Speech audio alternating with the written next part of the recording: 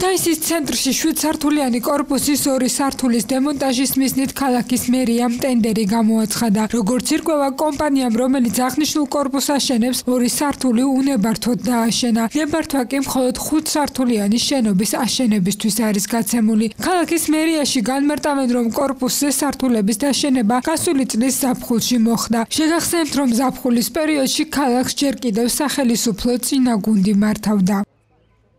თუ რატომ მოხდა თვითნებურად, ეს უკვე ჩვენი საქმე არა, თვითონ მოახდინეს თვითნებურად, ჩვენ ვახორციელებთ და ქალაქის მერის მტკიცე გადაწყვეტილება, რომ ყველა ის უნებართვო მშენებლობები, რომელიც იყო და ან სავარაუდოდ იყო და არის და დადგენილი არის, მოხდეს ჯერნებაყოფლობით, შემდგომში კი ვიძულებით წესით დემონტაჟი.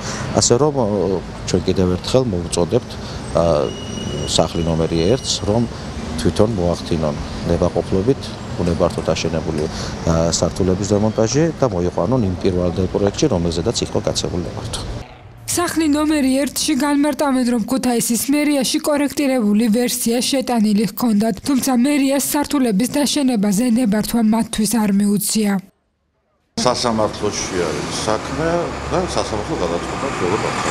ანუ ეს თქვენ მერიის წინააღმდეგ შეიტანეთ? არა, საჭირო გართულებად გვაქვს, ჩვენი თქმა უნდა, ნებართვა იყო, მე დანარჩენზე იყო შეტანილი კორექტირებაზე და რაღაც არ მოხერხდა მე და და თუ არ მოხერხდა, მაშინ თქვენი ნებით გააკეთეთ და აშენეთ? ხო, და მაგე არ ვიცი, ხელმძღვანელობა იქნება. ნეგატივი ქუთაისის მერიის ზედამხედველობის სამსახურის ყოფილ უფროს ბაქარ ჭეიშვილს დაუკავშირდა, რომელიც განმარტავს, რომ მშენებლობა არა ზაფხულის პერიოდში, არამედ 2017 წლის ნოემბერ-დეკემბერში მოხდა და არა წინა გუნდის მმართველობის დროს. გეუბნები თუ არ არის ეს აშენებული, ეს არა აშენებული რაღაც ოქტომბერ-ნოემბრის თვეში ალბათ, დეკემბერში, დაინახეს რომ 2 სართული არის ზედმეტი. პროექტით 5 სართული შეთანხმებული. ამ მნიშვნელობით დაანგრიოს პროექტით რაც აქვს მინიჭებული, ის უნდა გააკეთოს.